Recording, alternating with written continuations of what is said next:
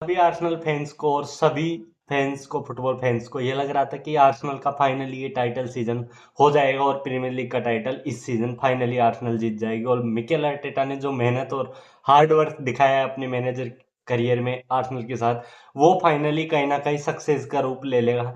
लेकिन जैसे ही man city ने एक मैच जीता और उसी मैच डे पर अगर आर्सेनल ने पॉइंट ड्रॉप किए, तो ऐसा लगा कि मैन सिटी जस्ट उनके बिहाइंड आ चुकी है। 3 पॉइंट का गैप है दोनों में और आगे आने वाला रन जो है आर्सेनल का और टफ है।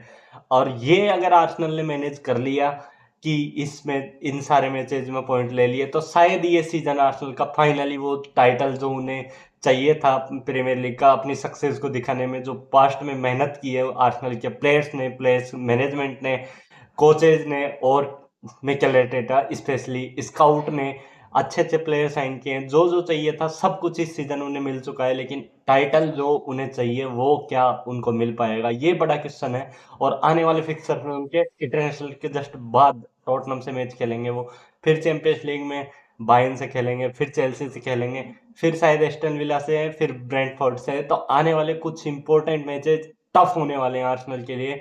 लेकिन आर्सेनल की एक क्वालिटी लगती है, आर्सेनल डिफेंसिवली सॉलिड है। आर्सेनल को डिफेंसिवली ब्रेक डाउन नहीं किया जा सकता, इजीली गोल नहीं खाते आर्सेनल, और बहुत ही टफ होता है आर्सेनल के अगेंस्ट गोल कंसीड करना, क्योंकि मिड ब्लॉक में डिफेंड करती है आर्सेनल और मिड ब्लॉक में उनका गेम बिल्ड होता है।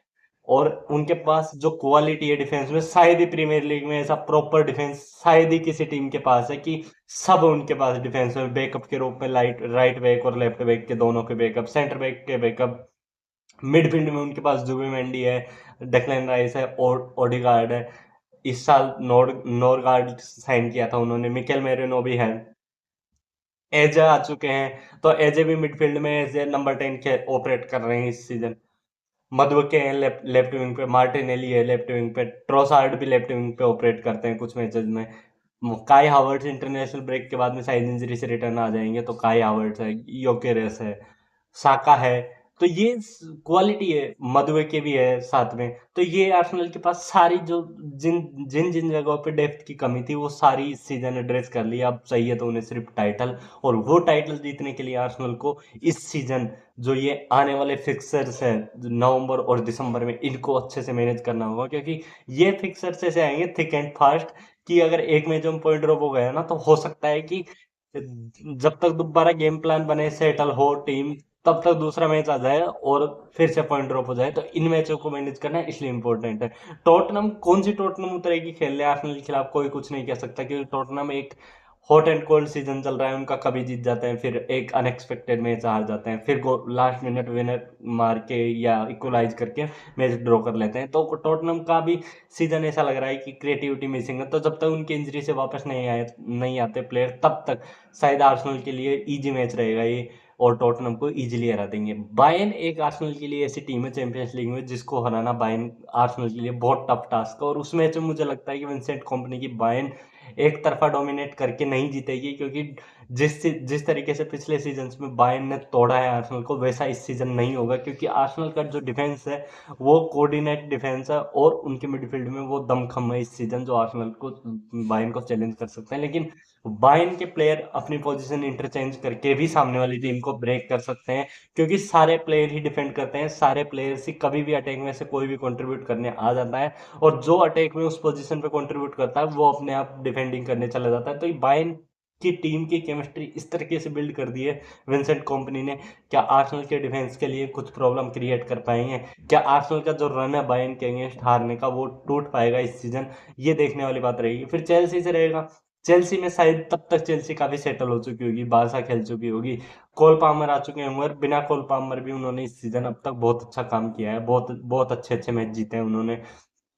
और अब कोल पामर आने के बाद में उनकी टीम और स्ट्रांग हो जाएगी, तो आर्सेनल को शायद एक फाइट देगी प्रीमियर लीग में चेल्सी इस सीजन, क्योंकि उनके पास वो क्वालिटी है, इसको डेप्थ और साथ में मिडफील्ड में मोइसेस काइसेडो और एनजो की पेयरिंग है, जो कि किसी भी मिडफील्ड को, दुनिया के किसी भी मिडफील्ड को डैमेज कर सकती है कभी भी। और जो फिजिकलिटी लाते हैं दोनों प्लेयर, वो कि हर किसी टीम के पास नहीं मिलती है, और दोनों के पास टेक्निकली भी बहुत सॉलिड प्लेयर है, दोनों बॉल पे अच्छे हैं, ऑफ द बॉल उनकी पोजिशनिंग अच्छी रहती है। तो आर्सेनल के सामने चैलेंज तो फेस आर्सेनल को चैलेंज तो फेस करने पड़ेंगे। क्या चेल्सी आर्सेनल से पॉइंट ले पाएगी, ये एक बड़ा क्वेश्चन रहेगा। अगर आर्सेनल को टाइटल जीतना है तो टॉटनहम और चेल्सी दोनों को हराना होगा और दोनों मैचों से 3-3 पॉइंट लेने होंगे। क्योंकि अगर इनमें पॉइंट ड्रॉप किए कहीं मैन सिटी ने अपने मैच में पॉइंट ले लिए तो मैन सिटी ऐसे पता नहीं चलेगा तुरंत ऊपर आ जाएगी। ऐसे वो टॉप 4 में तो रहते ही हैं, लेकिन फर्स्ट प्लेस पे आ जाएंगे, फिर सेकंड पे आर्सेनल आ जाएगी, फिर थोड़ा सा प्रेशर मिकेल अर्टेटा पे भी आ जाएगा शायद। ऐसा कह सकते हैं। अब तो बहुत साल हो गए मिकेल अर्टेटा को, अब तो उनके पास प्रॉपर रिसोर्सेज भी है, तो प्रेशर तो आएगा अगर आर्सेनल ने इस जो फिक्सर रन है इंटरनेशनल ब्रेक के बाद में यहाँ पॉइंट ड्रॉप किए प्रीमियर लीग में, कि क्या ये एक और सीजन होगा जहां आर्सेनल बॉटल करेगी। ऐसे करके सवाल खड़े होने लग जाएंगे अगर आर्सेनल फर्स्ट पोजीशन से सेकंड पे भी स्लिप हुई, चाहे वो एक मैच के लिए ही स्लिप हो, लेकिन मीडिया जिस हिसाब से वर्क करता है उस हिसाब से ऐसा प्रेशर बनाया जाएगा आर्सेनल पे। फिर उनके पास मुझे लगता है एस्टन विला को वो इजीली हरा देंगे। ब्रेंटफोर्ड थोड़ी ऐसी टीम है जो फिजिकलिटी डोमिनेट करके मैच जीत रही है, लेकिन मुझे नहीं लगता वो आर्सेनल को किसी भी तरीके से हार्म कर पाएंगे, क्योंकि आर्सेनल के पास जो डिफेंडर है वो फिजिकली काफी स्ट्रांग है। उनके उनकी पोजीशनिंग अच्छी रहती है, तो शायद ब्रेंटफोर्ड का गेम प्लान इनके सामने नहीं चलेगा। तो एस्टन विला और ब्रेंटफोर्ड के दोनों के मैच इजी हैं।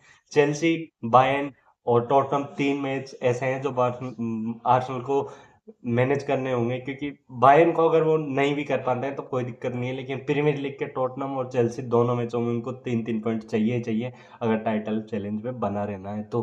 क्योंकि लिवरपूल ने फॉर्म पकड़ लिया और मैन सिटी ने फॉर्म पकड़ रखा है, अगर वो कंसिस्टेंट हो जाते हैं जिस हिसाब से मैन सिटी कंसिस्टेंट रहती है लास्ट जनवरी ट्रांसफर विंडो के बाद से, तो फिर आर्सेनल के लिए परेशानी हो सकती है। तो आर्सेनल को अभी से पॉइंट गेप बना के चलना होगा, ताकि आगे चलते में अगर एक मैच में कोई पॉइंट ड्रॉप हुआ तो कोई दिक्कत नहीं है रहे आर्सेनल को।